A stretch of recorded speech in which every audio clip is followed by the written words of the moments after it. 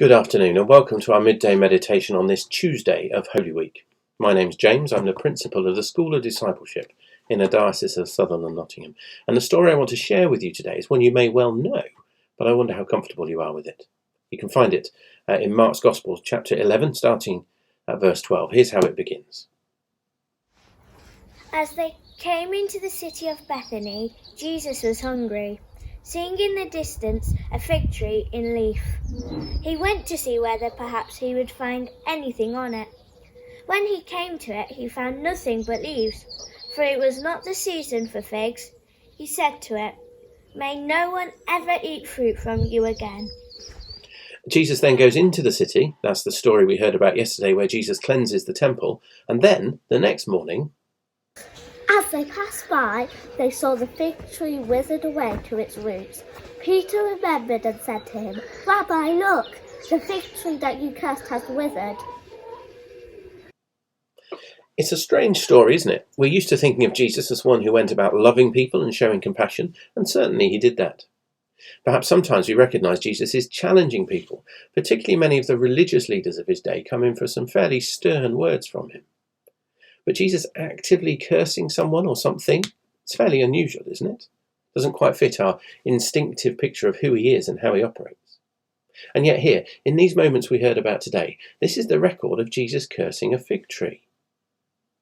Well, perhaps again your reaction to that is to be puzzled. Really? The King of Heaven walking the earth, and we're treated to a record of his shouting at a tree? What's going on? Well, look, it's certainly effective, isn't it? One morning, Jesus curses this tree, "May no one ever eat fruit from you again." And then the next morning, as he and his disciples walk the same path, they notice the tree is now withered away to its roots.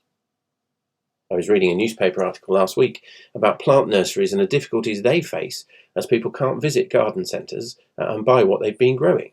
The current situation is causing difficulties in all sorts of places.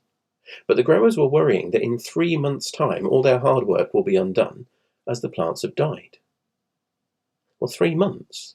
Here's a solid grown tree withered to its roots within 24 hours. Of course it's an effective curse, because it's issued from the lips of the Son of God, he who was with God in the beginning, he through whom all things came into being and without whom was nothing made that has been made.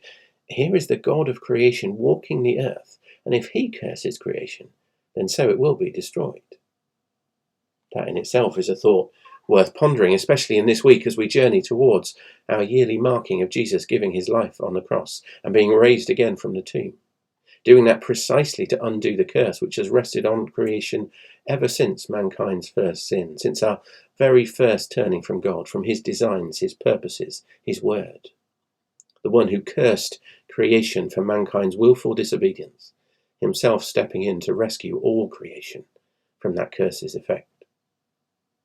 But what's really happening here in this story, in this cursing of the fig tree? Well, let me look again at one of our verses for today. Jesus was hungry as he walked to the city of Jerusalem. Mark chapter 11, verse 13, seeing in the distance a fig tree in leaf, he went to see whether perhaps he would find anything on it. When he came to it, he found nothing but leaves, for it was not the season for figs. So what's he found? He's found a tree in leaf when it's not supposed to be in leaf. The leaves come just before the figs grow. This isn't fig season, so there shouldn't be leaves yet. From a distance, it looks really promising. Unusual, certainly. Unseasonal, yes. Fruitful, even. But on closer inspection, well, it isn't. It looks it, but it's not. The thing is, it's no good to Jesus if it looks fruitful. It's only any good if it is fruitful. It's not about looking fruitful. It's about being fruitful, which is where yesterday's story comes in. I don't know if you tuned in yesterday to hear Tor share some thoughts about Jesus cleansing the temple, but if you look at Mark 11, you might spot that this whole business about the fig tree sandwiches that famous story of Jesus overturning the tables in the temple courtyard. Here's the timeline. Jesus walks hungry to Jerusalem, sees a good-looking but ultimately fruitless fig tree.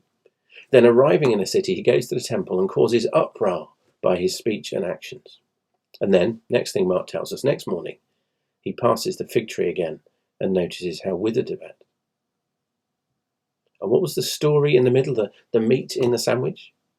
Wasn't it that Israel looked very fruitful? Here in Jerusalem, the temple, it's a busy place. The sacrifices being carried out regularly.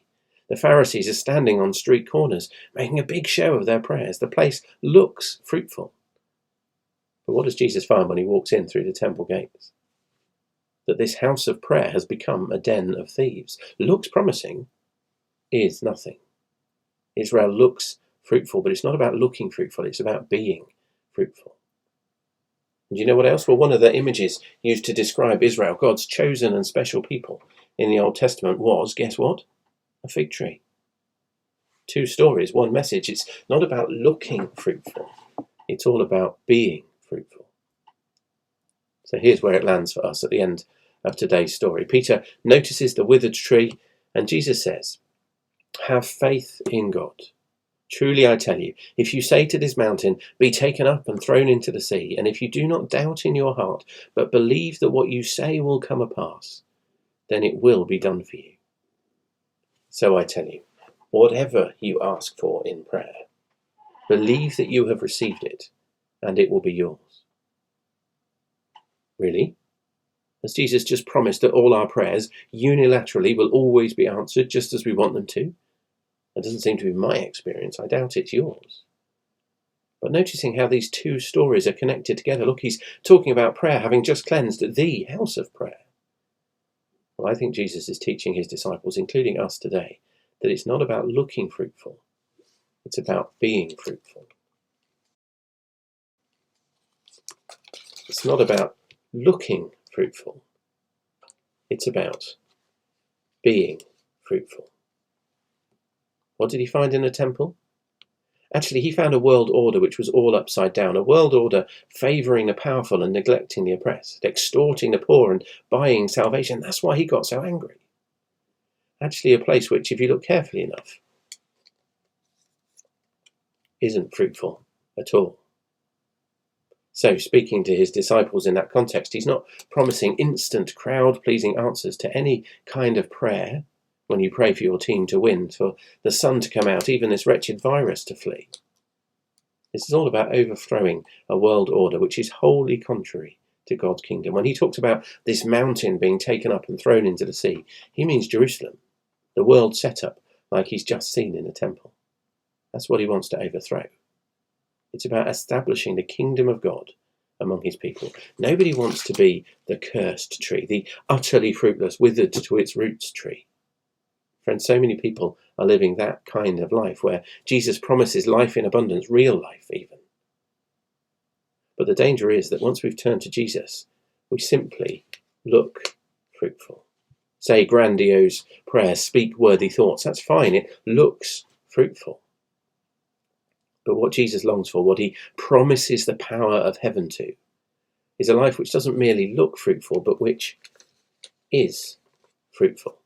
The kind of life which imitates Jesus.